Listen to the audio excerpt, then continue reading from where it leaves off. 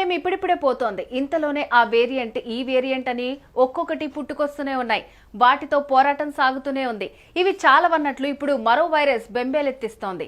ఇది సోకి ఇప్పటికే 5గురు మృతి చెందారు. దీంతో WHO ప్రజలు అప్రమత్తంగా ఉండాలని హెచ్చరించింది. ఇంతకీ ఈ ప్యారెట్ ఫీవర్ ఏంటి? వాటి లక్షణాలు ఎలా ఉంటాయి? ట్రీట్మెంట్ ఎలా ఉంటుంది?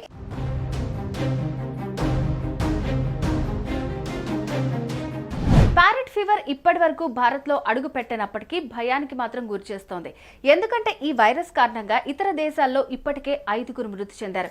అంటే అర్థం చేసుకోండి ఇది ఎంత ప్రమాదకరమో. ఒకవేళ సరైన సమయంలో ట్రీట్మెంట్ అందకపోతే మాత్రం ప్రాణాలు కూడా పోతాయనేది కాదనలేని నిజం.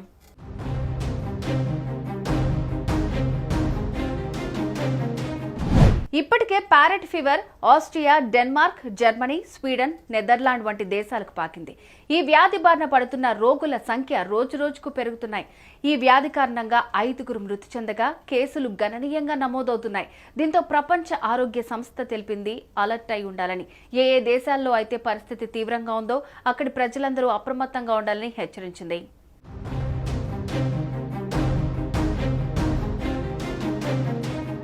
ఇంతకీ ఈ ప్యారెట్ ఫీవర్ ఏంటి, ఎలా సోకుతుంది అనే విషయానికి వస్తే ప్యారెట్ ఫీవర్ను సిటాకోసిస్ అని కూడా అంటారు. ఇది క్లామిడోఫిలా సిటాసి అనే బ్యాక్టీరియా ద్వారా వ్యాపిస్తుంది. ఈ బ్యాక్టీరియా అడవి పక్షులు, పెంపుడు పక్షులు, కోళ్లలో కనిపిస్తుంది.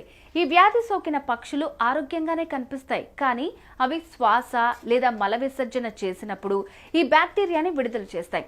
దాని కారణంగా ఇది మనుషులకు వ్యాపిస్తోంది. దీంతో ఒకరి నుంచి మరొకరికి సోకి కేసులు పెరుగుతున్నాయి.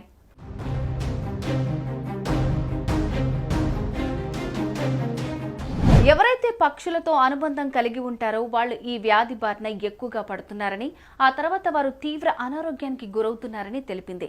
గత ఏడాది డిసెంబర్ నుంచి ఎక్కువగా కేసులు నమోదవుతున్నాయి. ఈ బ్యాక్టీరియా సోకిన వారికి 5 నుంచి 14 రోజుల్లోపు లక్షణాలు బయటపడతాయి. అప్పుడు వెంటనే యాంటీబయాటిక్ చికిత్సను అందిస్తే ఈ వ్యాధి నుంచి కోలుకోవచ్చు. నిమోనియా వంటి సమస్యలను కూడా నివారించవచ్చు.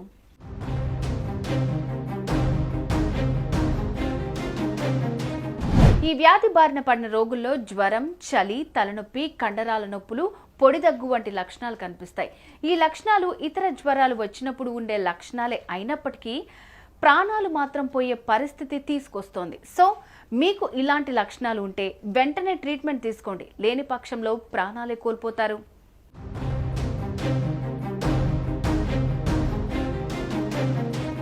ఒక్కో పేరుతో ఒక్కో వ్యాధి పుట్టుకొస్తోంది. మనం జాగ్రత్తగా ఉంటే అది మనకు, మన కుటుంబానికి మంచిది.